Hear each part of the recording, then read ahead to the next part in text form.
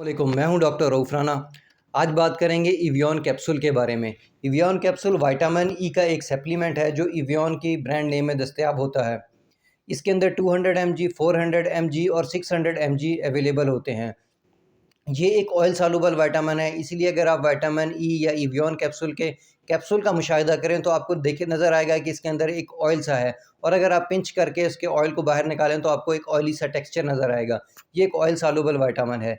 Vitamin E इस कदर जिस्म के लिए ज़रूरी है कि कुदरत ने तकरीबन हर चीज़ के अंदर विटामिन ई शामिल किया है। गंदम से लेकर सब्जियों, फलों, तमाम चीज़ों में विटामिन ई की कुछ ना कुछ मिकदार ज़रूर है।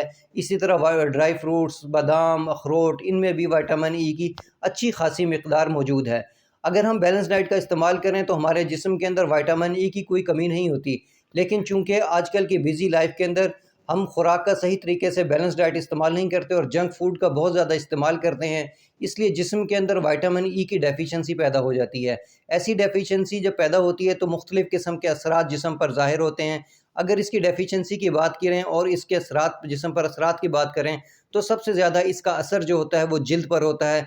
जिल्द के मुख्तलिफ़ इमराज़ इससे ज़ाहिर होते हैं और जिल्द हमारी ठीक नहीं रहती। इसके अलावा ये क़ुव्वत मुदाफ़त पर भी असर अंदाज़ करता है, और इसके साथ साथ ये sexual health, male sexual health, female sexual health और मेल और फ़ीमेल की इनफर्टिलिटी, बांझपन में भी इजाफ़ा करता है। अब हम बात करेंगे बारी बारी इनके जो मुख्तलिफ़ सेहत के मुख्तलिफ़ मसाइल हैं उस पे बात करेंगे। सबसे जो बड़ा असर करता है वो जिल्द पर करता है।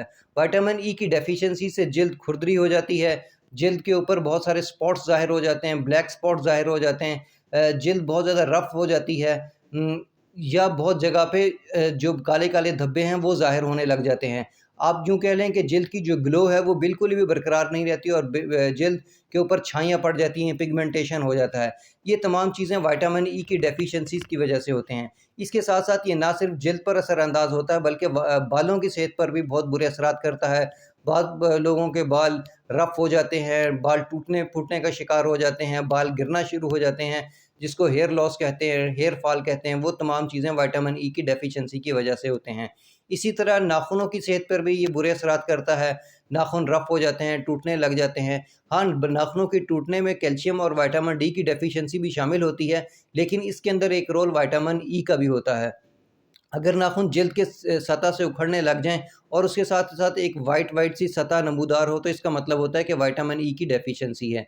ये तमाम मसाइल विटामिन ई की डेफिशिएंसी से ज़ाहिर होते हैं। विटामिन ई को खाने के साथ भी इस्तेमाल किया जा सकता है, और इस विटामिन ई इवियन कैप्सूल को उस वक़्त अरूज हासिल हुआ जब बहुत सारे ब्यूटिशियंस, डर्माटोलॉजिस्ट और न्यूट्रिशंस ने ये कहा कि इसको जिल्द के ऊपर लगाने के साथ भी इसके बेहतर असरात हो सकते हैं।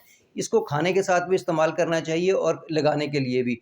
अगर किसी इंसान के अंदर जिस्म के अंदर विटामिन ई की डेफिशिएंसी हो गई है तो उसे इसको खाने के साथ इस्तेमाल करने से बेहतर रिज़ल्ट मिल सकते हैं। हाँ, मेंटेनेंस ट्रीटमेंट के तौर पर आप इसको जिल्द के ऊपर लगा सकते हैं। जिल्द के ऊपर लगाने से एक इंस्टेंट रिलीफ़ मिलता है, एक जल्दी ग्लोइंग की स्किन आ जाती है। इसकी जो आगे एक आम हेल्दी पर्सन है अबव 18 ईयर्स, उसको 400 mg जो डोज़ है वो डेली एक इस्तेमाल करनी चाहिए। हाँ, अगर कोई डेफिशिएंसी है, बहुत सीवियर किस्म की डेफिशिएंसी है, तब 600 mg जो है डोज़ इस्तेमाल की जा सकती है। ऐसे लोग जिनका वज़न कम है या जिनकी उम्र कम है, 18 साल से कम है, उनको 200 mg की जो डोज़ है वो इस्तेमाल करनी चाहिए। इस दवा का इस्तेमाल साल साल बरसों नहीं करना चाहिए, क्योंकि बहुत सारे स्टडी से ये भी साबित हुआ है कि इसकी जो है टॉक्सिसिटी भी हो जाती है। अगर हम इस दवा का इस्तेमाल बहुत देर तक करते रहें तो विटामिन ई टॉक्सिक भी हो जाता है। बेहतर ये है कि अगर आप जिल्द के लिए एज़ ए मेंटेनेंस डोज़ इस्तेमाल करना चाहते हैं तो 1 माह इस दवा का इस्तेमाल करें, उसके बाद 10 से 15 दिन का गैप दें, उसके बाद फिर आप इस्तेमाल कर सकते हैं।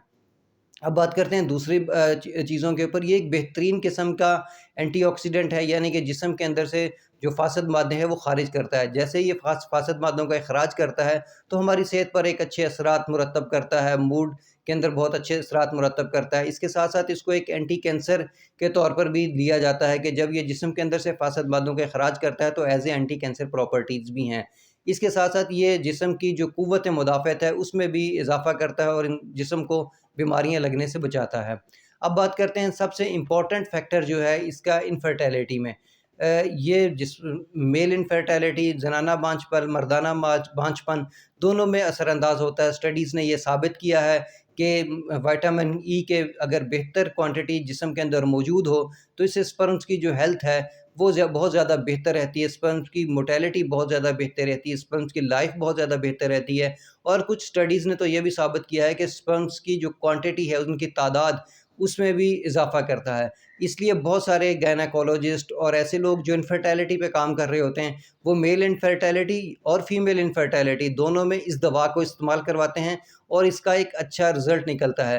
جیسا کہ میں نے آپ کو پہلے بتایا کہ یہ ایک فری ریڈیکل ہے، جیسے ہی فاسد مادوں کا جسم سے اخراج ہوتا ہے تو ٹیسٹوسٹیرون، فری ٹیسٹوسٹیرون کے جو لیول ہے بلڈ کے اندر وہ زیادہ بڑھ جاتا ہے۔ جیسے ہی ٹیسٹوسٹیرون کا لیول بڑھ جاتا ہے تو نہ صرف انفرٹیلٹی میں مدد دیتا ہے بلکہ جو سیکس لائف ہے اس کے اندر بھی بہتر اثرات مرتب کرتا ہے، لیبیڈو میں بہت زیادہ اضافہ کرتا ہے اور جو مردانہ بانجھپن وغیرہ ہے یہ تمام مسائل کا حل کرتا ہے، چونکہ ٹیسٹوسٹیرون فری ریڈیکل نکل جاتے ہیں اور ٹیسٹوسٹیرون کی ایک اچھی خاصی مقدار خون کے اندر موجود ہوتی ہے۔ اس دوا کا استعمال بھی اسی طریقے سے اگر آپ کے اندر ڈیفیشنسی ہے تو 600 mg کا استعمال اپنے ڈاکٹر کی ہدایت کے مطابق کرنا چاہیے، لیکن اگر آپ مینٹیننس ڈوز کے طور پر لینا چاہتے ہیں تو 400 mg 1 ماہ یا 1.5 ماہ استعمال کریں، اس کے بعد اس کو کچھ گیپ دیں، اس کے بعد پھر اس دوا کا استعمال کریں۔ مجھے امید ہے کہ میری یہ معلومات آپ کے لیے فائدہ مند ہوگی۔ اللہ آپ کو اور آپ کے تمام اہل خانہ کو صحت والی زندگی عطا کرے۔ اللہ حافظ۔